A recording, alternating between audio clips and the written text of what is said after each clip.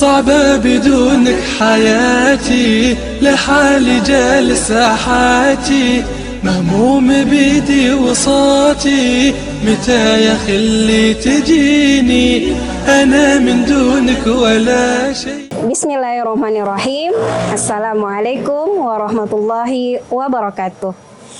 Kepada yang terhormat Bapak Ibu dosen penguji uji kinerja PPG dalam jabatan tahun 2022. Perkenalkan, nama saya Sulfaida Mulyadi A, SPD. Saya sebagai guru pendidikan agama Islam dan budi pekerti di SMK Mutiara Ilmu, Kota Makassar, Provinsi Sulawesi Selatan. Sekaligus mahasiswa PPG dalam jabatan tahun 2022, angkatan ketiga LPTK UIN Dato Karoma Palu. Pada hari ini, Kamis 12 Januari tahun 2023, saya akan melaksanakan uji kinerja praktek pembelajaran secara luring di SMK Mutiara Ilmu. Praktek pembelajaran ini dilakukan pada kelas 12 dengan materi pokok meraih berkah dengan mewaris. Berikut ini uji kinerja saya. Selamat menyaksikan.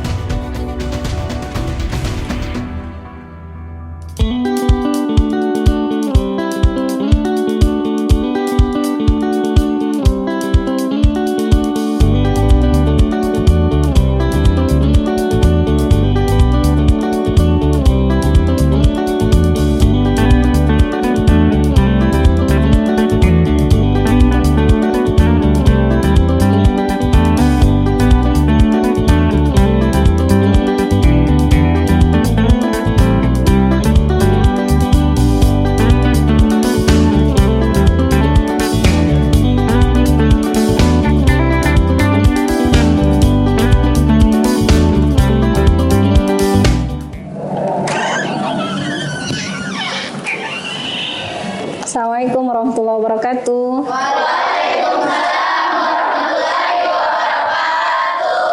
Iya. Silahkan ketua kelas untuk menyiapkan sebelum pembelajaran dimulai. Taib, Yaman, Salaman. Assalamualaikum warahmatullahi wabarakatuh. Waalaikumsalam warahmatullahi wabarakatuh. Jurusan. Sebelum kita memulai pembelajaran hari ini, marilah kita bersama-sama berdoa. Berdoa dimulai. Bismillahirrahmanirrahim. Rabbi zidni ilman warzuqni fahman. Ya, Assalamualaikum warahmatullahi wabarakatuh. Waalaikumsalam warahmatullahi wabarakatuh. Bagaimana kabar hari ini? Ya, Alhamdulillah.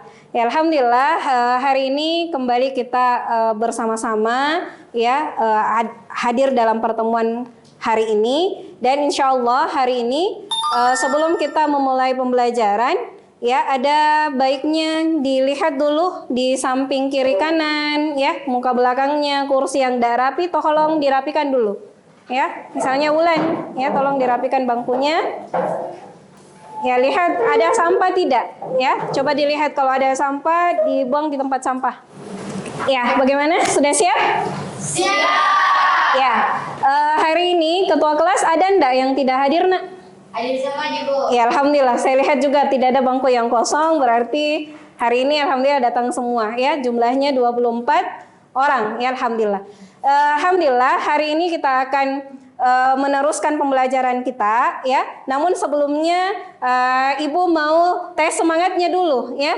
Semoga masih ingat pekan lalu ya. Kalau Ibu mengucapkan bagaimana kabar kalian? Kalian mengucapkan apa? Alhamdulillah luar biasa. Tetap semangat. Allah Akbar. Ya, coba semangat lagi. Masih ada yang tidak semangat tadi ya. Coba diulang.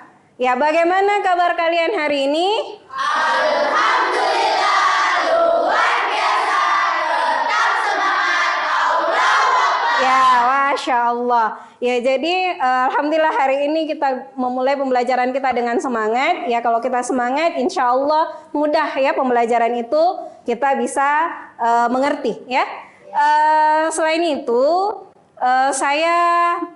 Ibu mau juga memberikan satu lagi yel-yel yang bisa membuat kita yakin bahwa diri kita ini punya potensi ya. Begini yel-yelnya. Misalnya saya bertanya, apakah kalian bisa? Kalian jawab, saya bisa, pasti bisa, insya Allah bisa, Allahu Akbar. Ya, oke.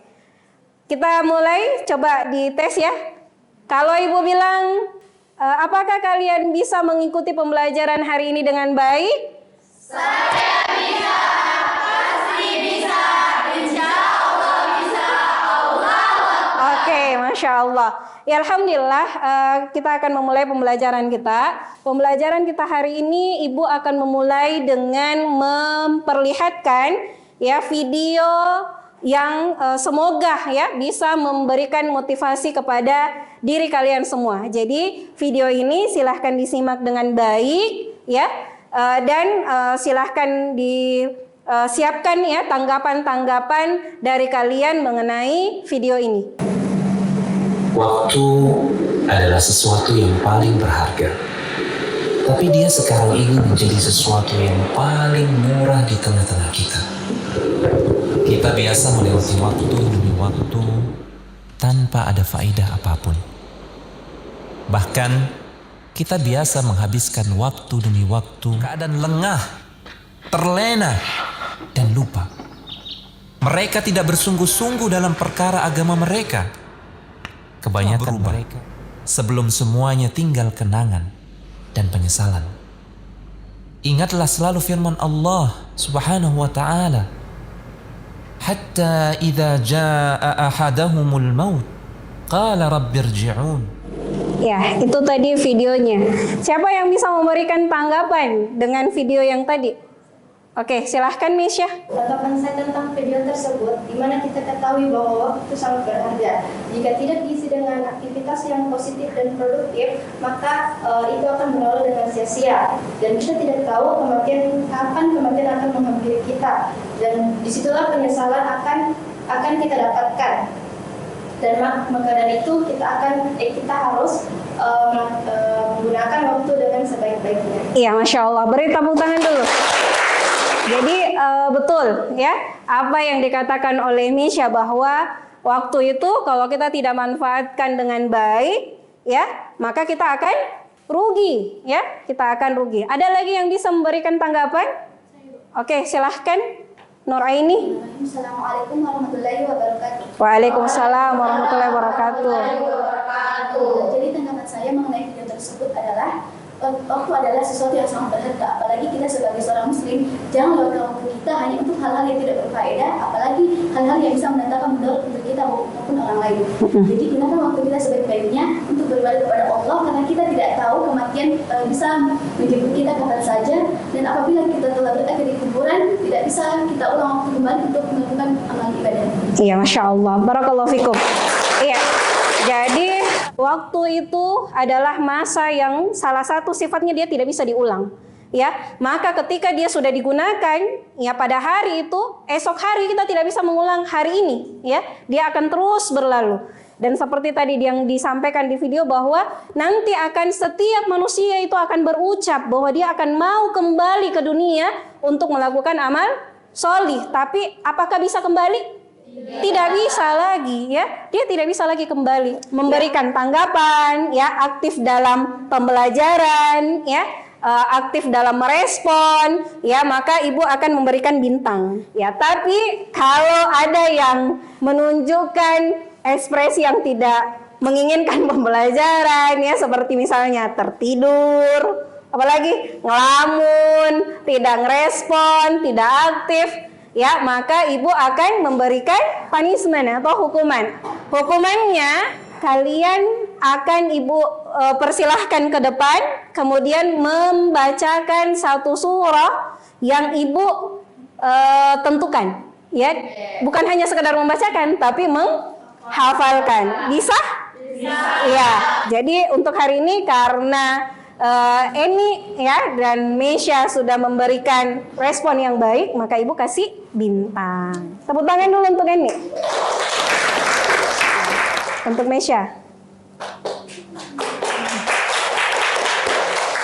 Ibu mau baru tanya, pekan lalu kita belajar tentang apa? Mawaris ya, kita belajar tentang mawaris, meraih berkah dengan mawaris. Nah, ini adalah pertemuan yang kedua dari materi tersebut. Berarti kita sudah mendapatkan materi sebelumnya kan? Oke, nah sekarang ibu mau bertanya, masih ada enggak di antara kalian yang mengingat materi pekan lalu itu kita belajar apa? Oke, silahkan Nur Prastiwi Ali. Assalamualaikum warahmatullahi wabarakatuh. Waalaikumsalam warahmatullahi wabarakatuh. Jadi yang dipelajari pekan lalu itu ilmu faraid adalah ilmu yang dipelajari untuk mengetahui orang-orang yang berhak menerima warisan, orang-orang yang tidak berhak menerima warisan, bagian-bagian ahli waris dan pembagiannya, dan hukum dari mempelajari ilmu faraid itu fardu kifayah. Oke, good. Barakallahu fikum. Pekan lalu kita masih belajar tentang pengertian ya, pengertian dari ilmu faraid. Ilmu faraid adalah ilmu yang mempelajari tentang mewaris ya.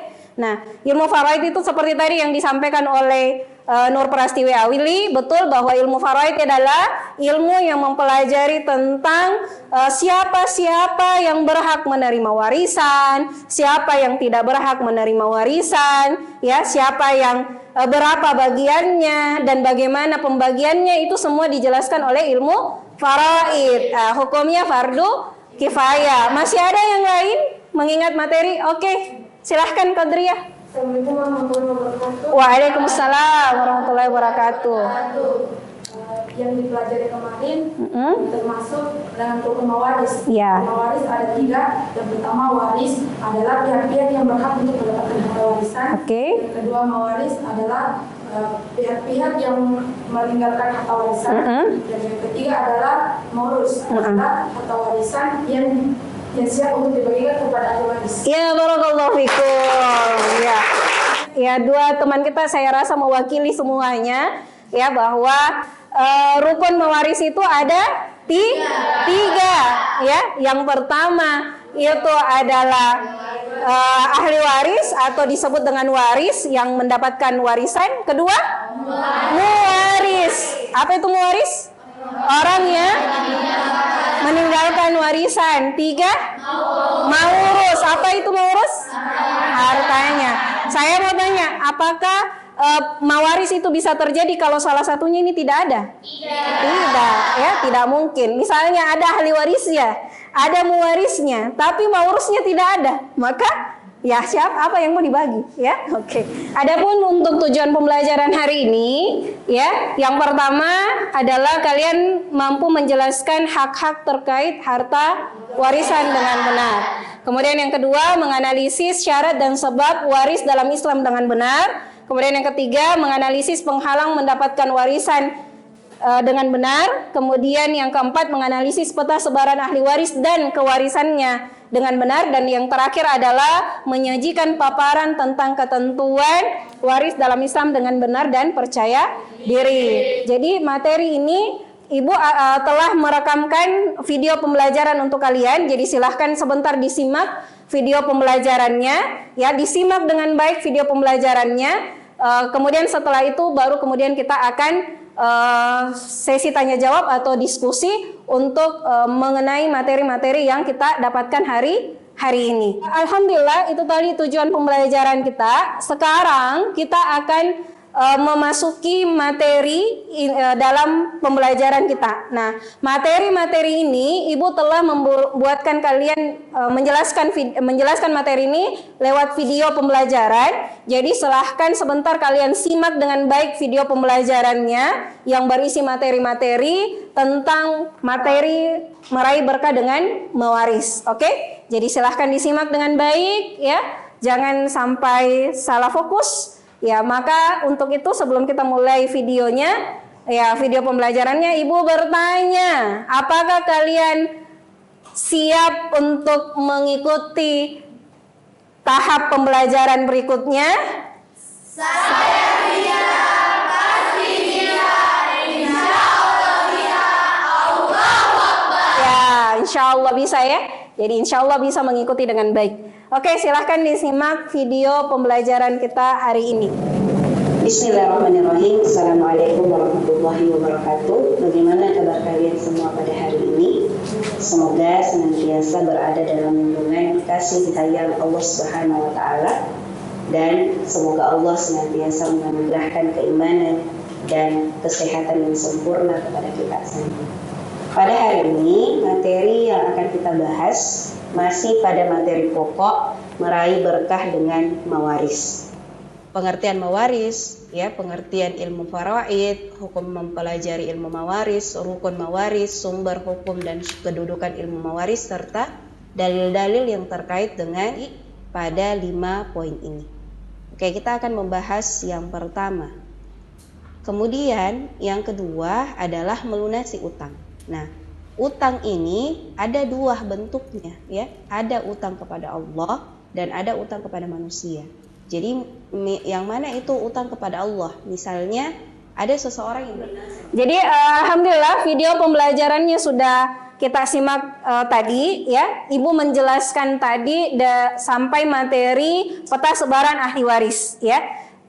Kita bisa lihat tadi di peta sebaran ahli waris itu bahwa untuk kewarisan nasab itu melewati 4 jalur ya. Mulai dari jalur keturunan yang berwarna hijau tadi, kemudian yang warna merah itu jalur asal, kemudian yang warna biru itu jalur saudara mayit, kemudian yang keempat adalah yang warna ungu adalah jalur saudara ayah dari mayit ya, atau saudaranya bapaknya mayit. Nah, semua ini Ibu tadi sudah jelaskan di situ. Nah, berikutnya Nak, ya, saya mau bertanya, apakah materi tadi bisa difahami? Bisa. Ya, mudah untuk kita pahami? Mudah. Ya, alhamdulillah. Jadi setelah ini Ibu akan membagi kita menjadi 4 kelompok. Nah, dalam pembelajaran hari ini Ibu menggunakan metode problem based learning ya. Maksudnya apa? Kalian akan dibagi menjadi beberapa kelompok. Setelah itu kalian menyelesaikan satu tugas. Tugasnya adalah mencari solusi dari masalah yang Ibu berikan pada masing-masing kelompok ini. Solusinya, perhatikan ya, tolong diperhatikan. Solusi dari masalah yang kalian hadapi nanti di setiap kelompok ya, itu bisa kalian cari atau mendapatkan solusinya dari mengaitkan materi yang tadi kalian dapatkan. Dan sebentar juga Ibu akan mengirimkan di kelompok kalian LKPD. Nah, untuk apa LKPD ini? Solusi yang kalian cari atau kalian diskusikan di kelompok itu, kalian tuliskan atau kalian ketikkan di LKPD yang Ibu kirimkan lewat WhatsApp grup kalian. Nah, sebentar juga di WhatsApp grup Ibu akan kirimkan PowerPoint ya dari materi yang kita dapatkan hari ini. Ya, jadi silahkan di situ dicermati. Boleh juga kalian mengakses internet untuk mencari informasi terkait masalah yang kalian hadapi. Untuk pembagian kelompoknya, Ibu sudah bagikan di grup WhatsApp. Jadi silahkan dibuka grup WhatsApp-nya. Kelompoknya dilihat di situ, dan sekarang silahkan membuat formasi kelompok dengan rapi ya, silahkan.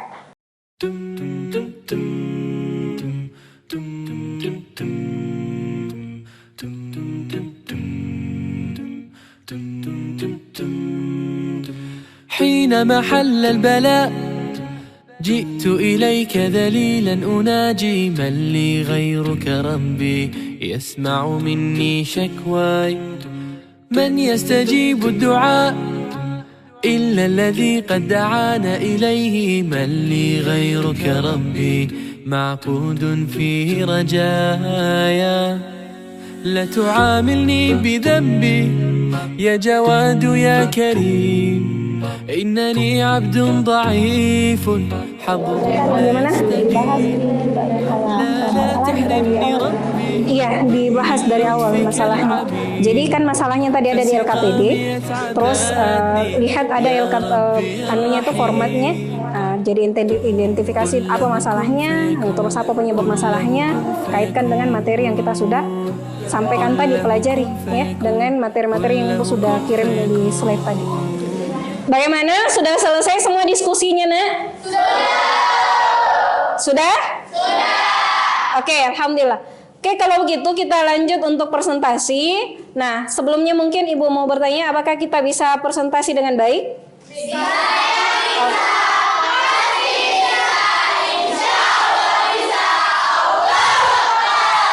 Bisa semangat lagi presentasinya?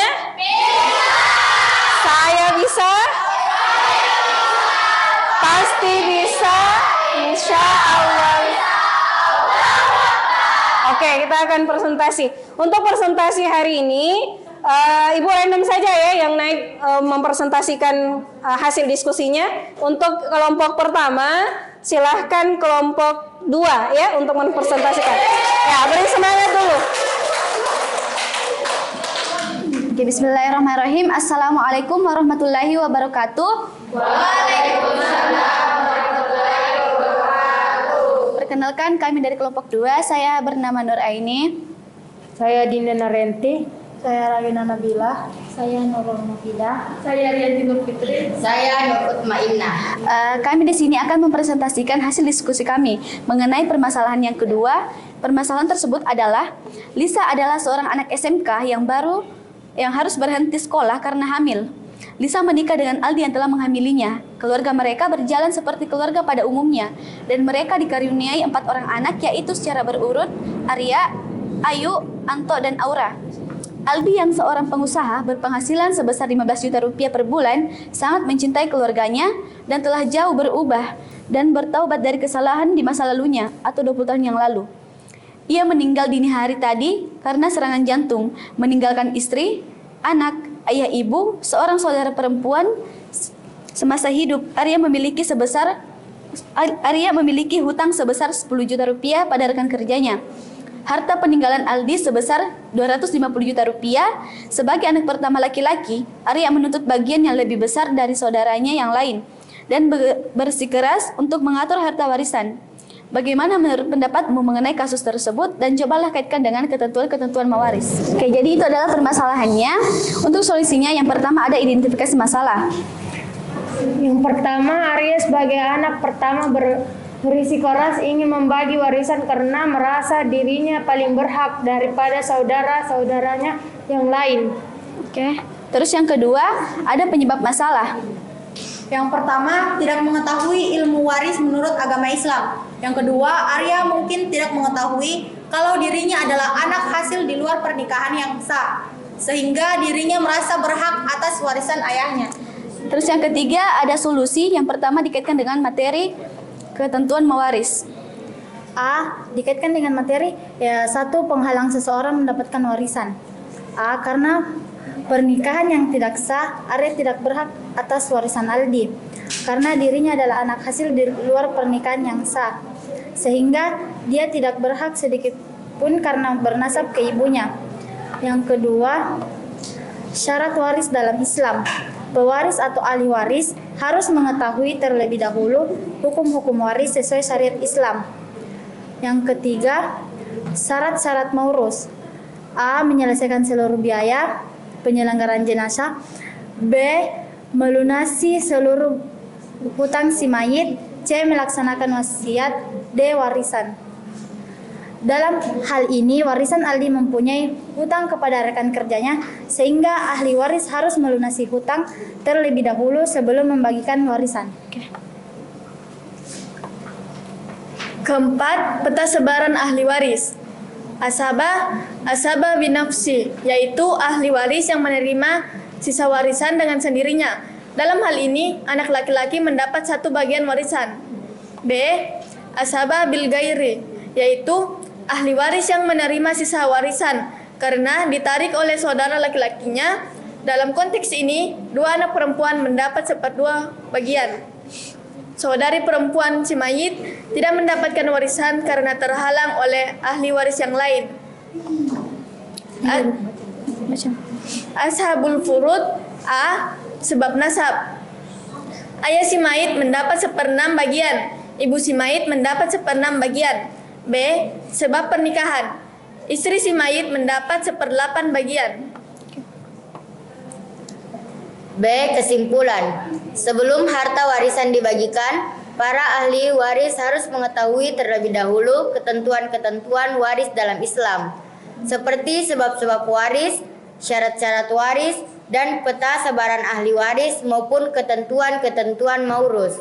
Dalam pembagian harta warisan pun harus memperhatikan nasab. Sebab-sebab dalam Islam sangat penting. Warisan tidak bisa dibagikan dengan kemauan sendiri, tapi berdasarkan syariat Islam, karena semuanya sudah ada ketetapan masing-masing.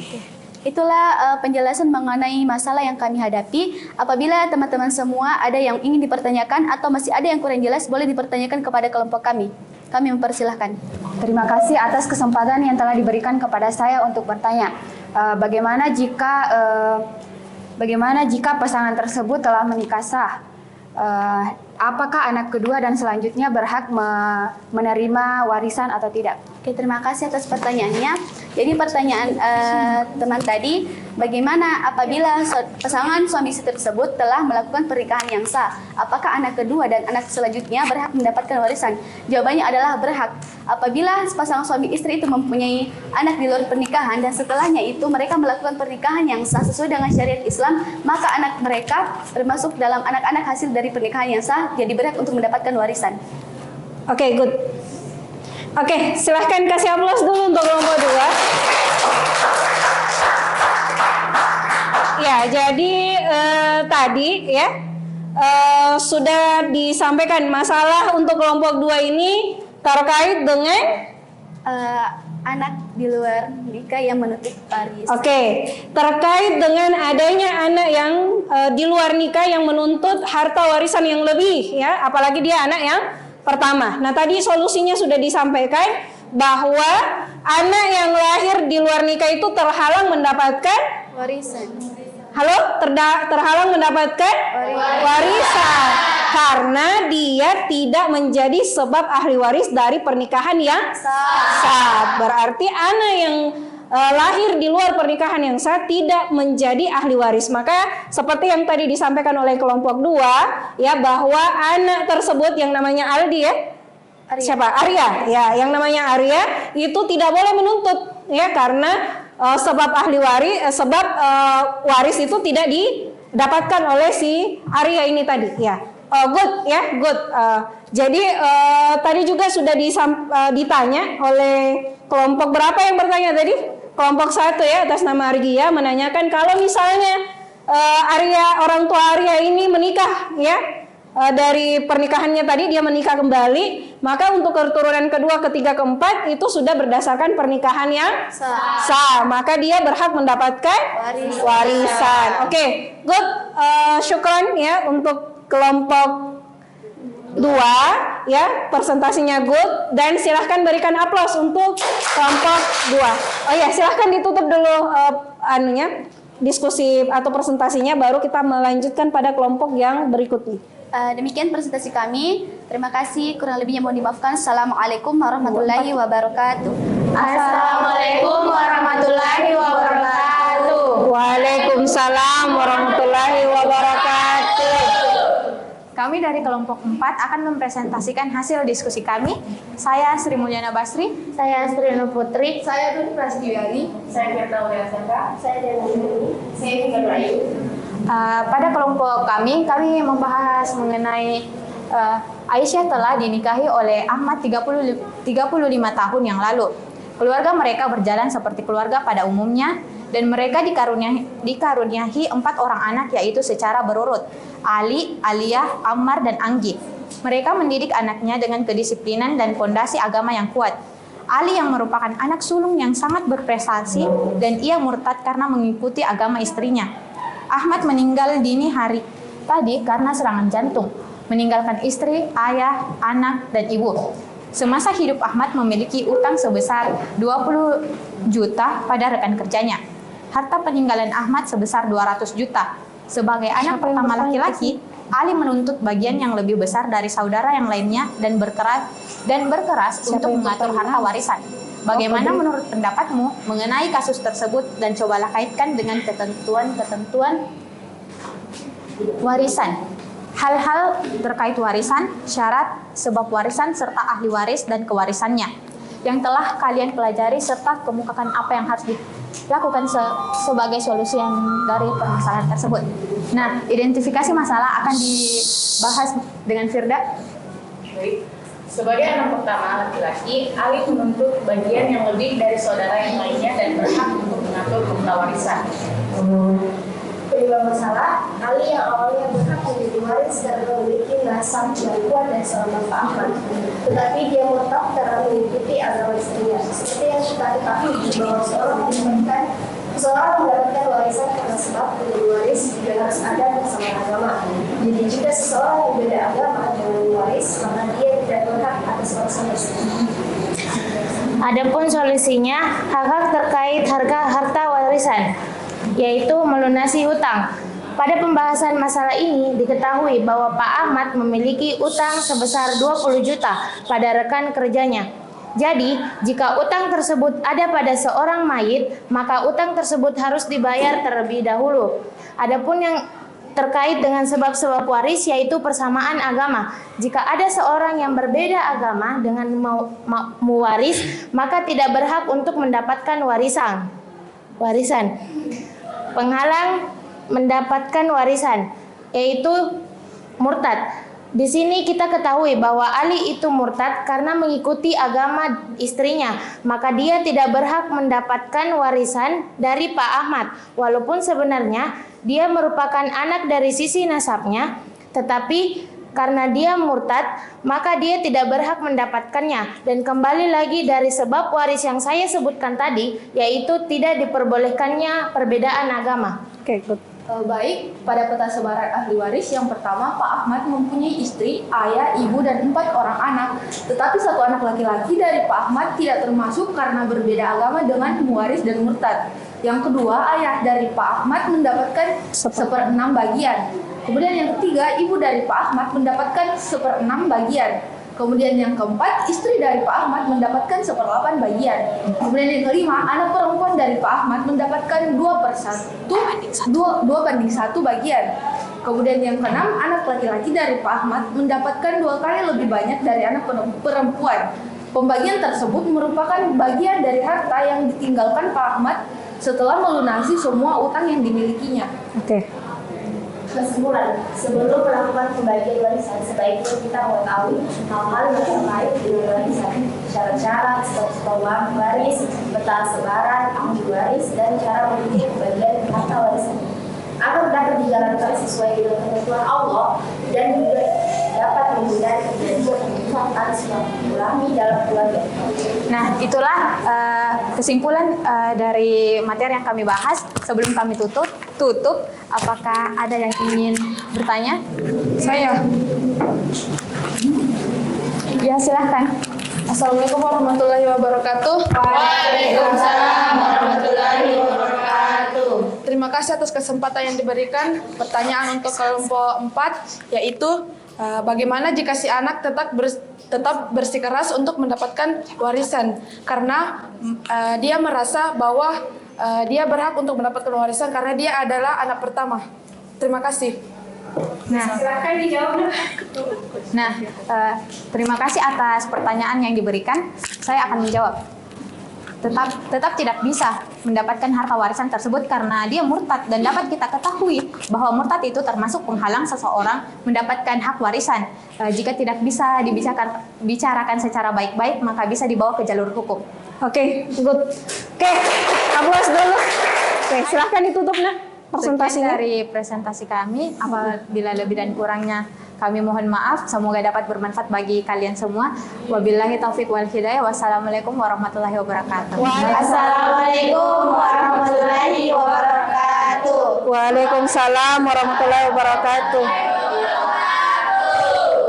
Kami dari kelompok 1 akan mempresentasikan hasil diskusi kami mengenai tentang Pak Ahmad adalah pegawai BUMN yang berpenghasilan 30 juta per bulan. Pak Ahmad meninggal di Rumah Sakit Hasanuddin setelah dirawat 2 hari akibat kecelakaan. Kematian Pak Ahmad membuat keluarga sangat bersedih karena beliau dikenal sebagai seorang yang penyayang dan sangat dermawan. Yaitu sebelum membagikan harta warisan, sebaiknya kita mempelajari terlebih dahulu tentang hukum ahli waris dalam Islam, serta syarat-syarat ketentuan dalam ahli waris dalam Islam, serta dalam sebab-sebab waris. Assalamualaikum warahmatullahi wabarakatuh. Kami dari kelompok 3 ingin mempresentasikan hasil dari diskusi kami. Sebelum itu, izinkan kami untuk memperkenalkan diri. Perkenalkan, nama saya Fani Rahmadani. Saya Siti Nela Wulandari. Saya Al-Qadriyah. Saya Nadita Dinastari. Saya Deulandari. Saya Rahmayanti. Nah, kita di sini akan membahas Adapun masalah kami yang kami dapati yaitu Monika adalah seorang istri dari seorang pengusaha besar di Indonesia. Monika memiliki 4 orang anak, yakni seorang laki-laki anak dari suaminya dari pernikahan terdahulu dan 2 anak laki-laki serta seorang anak perempuan dari pernikahannya sekarang. Suaminya meninggal 2 hari yang lalu dan telah mewariskan perusahaan yang nilainya 2,1 miliar. Diberikan kepada anak laki-laki dari pernikahannya yang pertama. Hal ini mengakibatkan kecemburuan dan pemberontakan dari saudaranya yang lain. Harta peninggalan suami Monika yakni 5 miliar dan ahli waris yang ditinggalkan yaitu istri, anak, dan 2 saudara perempuan. Bagaimana menurut pendapatmu mengenai kasus tersebut dan cobalah kaitkan dengan ketentuan mewaris. Adapun kesimpulannya yaitu sebelum kita membagikan harta warisan dan wasiat, ada baiknya kita harus mengetahui terlebih dahulu mengenai hal-hal yang terkait warisan. Syarat diberikannya warisan, sebab-sebab diberikannya warisan, apakah sebab nasab atau sebab pernikahan yang sah. Dan kita juga harus mengetahui syarat diberikannya wasiat. Kita tidak boleh memberikan wasiat kepada ahli waris, dan juga sebagai ahli waris kita tidak boleh mengharapkan mendapatkan banyak dari harta warisan, karena harta warisan harus dibagi sesuai syariat Islam. Intinya sebelum melakukan apapun kita harus mengetahui apakah ini sesuai syariat atau tidak, karena jangan sampai kita melakukan hal-hal yang bukan dari syariat yang malah mendatangkan banyak mudarat. Ya, alhamdulillah presentasi 4 kelompok sudah selesai. Ya, semua menyelesaikan permasalahan dengan baik. Diskusinya juga aktif. Ya, alhamdulillah. Dan kalau dari materi-materi yang tadi sudah disampaikan dan diskusi yang sudah dijalankan, kita merasa bahwa ada enggak penambahan ilmu selain dari materi yang kita sampaikan tadi? Ada atau tidak? Ada, ya, insya Allah. Jadi hari ini alhamdulillah sudah tuntas semua untuk diskusinya. Jadi diharapkan memang bahwa pembelajaran itu tidak hanya sekedar kita mendapatkan ilmu dari ibu ya sebagai guru kalian, tapi bagaimana kalian mampu menyelesaikan masalah-masalah yang tadi, masalah-masalah yang diangkat tadi dalam diskusi itu banyak terjadi di masyarakat kita. Ya, kalau kita mau lihat secara general ya di masyarakat kita itu banyak hal itu muncul. Nah, ketika hal itu muncul atau mungkin di kehidupan kita muncul, kalian sudah bisa menyelesaikan permasalahan tersebut. Oke? Untuk itu kami minta kalian kasih aplaus untuk diri kalian sendiri. Oke, good. Ada yang mau memberikan kesimpulan pembelajaran hari ini, Nak? Saya. Oh, banyak. Siapa ini yang saya pilih? Oke, kita ngulang dulu. Yang paling pertama angkat tangan itu yang ibu kasihkan kesempatan. 1, 2, 3. Oke, Sri Mulyana Basri.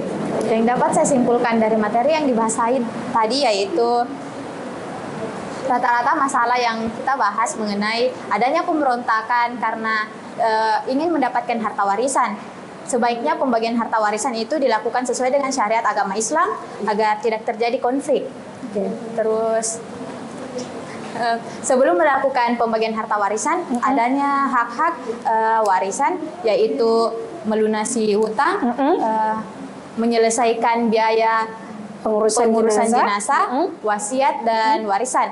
Adapun orang yang berhak mendapatkan warisan tidak dapat menerima wasiat.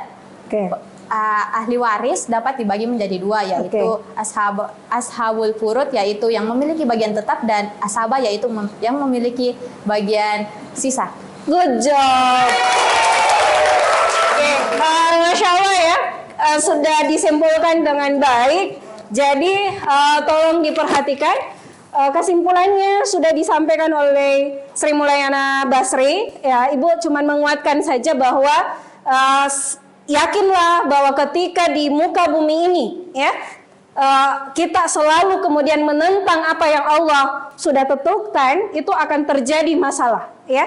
Dan masalah-masalah yang kalian diskusikan tadi itu salah satu atau beberapa bukti dari banyaknya orang yang tidak memperhatikan masalah kewarisan ini, ya, tidak mau dikembalikan kepada ketentuan ahli waris atau ketentuan waris dalam Islam, atau mereka tidak tahu, ya, tidak mengetahui bagaimana pembagian harta warisan itu. Maka kalian yang sudah belajar hari ini mudah-mudahan bisa menjadi pengubah, ya, minimal menjadi solusi bagi keluarga kalian lah dahulu untuk pembagian harta warisan ini. Jadi ingat sekali lagi bahwa ketentuan hukum waris itu ada dari Allah Subhanahu wa taala, dan pembagian harta warisan itu harus sesuai dengan ketentuan tersebut, ya, mulai dari hak-hak yang harus dikeluarkan dulu, ya, sebelum warisan itu dibagikan, ya, kemudian kita menentukan siapa yang masuk ashabul furud, yang merupakan pembagian mendapatkan bagian tetap, ya, dan yang mana masuk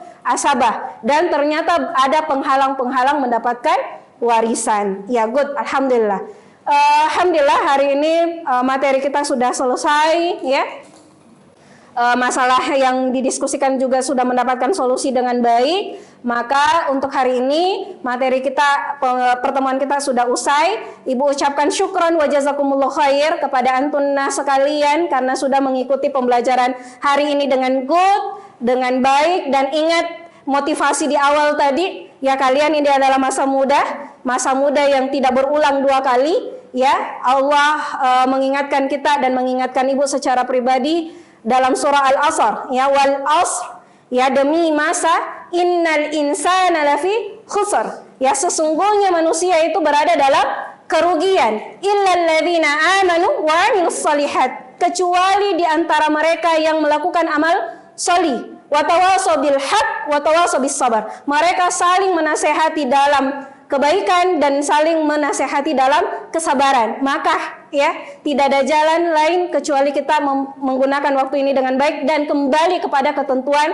Allah Subhanahu wa taala. Begitupun untuk masalah kewarisan.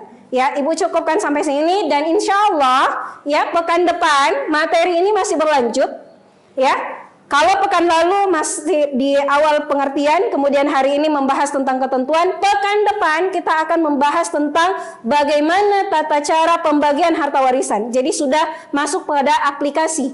Jadi nanti pekan depan kalian akan ngitung-ngitung warisan, ya, walaupun bukan warisan, ya. Jadi minimal kita tahu dulu bagaimana tata caranya dan apa sebenarnya hikmah dari pembagian harta warisan. Ya, syukran wa jazakumullah khair, jazakumullah khair. Ibu ucapkan sekali lagi syukran, dan Ibu menutup pertemuan hari ini dengan mengucapkan assalamualaikum warahmatullahi wabarakatuh.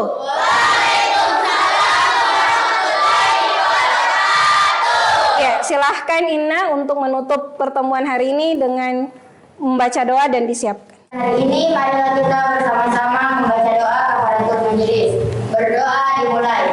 Bismillahirrahmanirrahim. Subhanakallahumma wa bihamdik, astaghfiruka wa atubu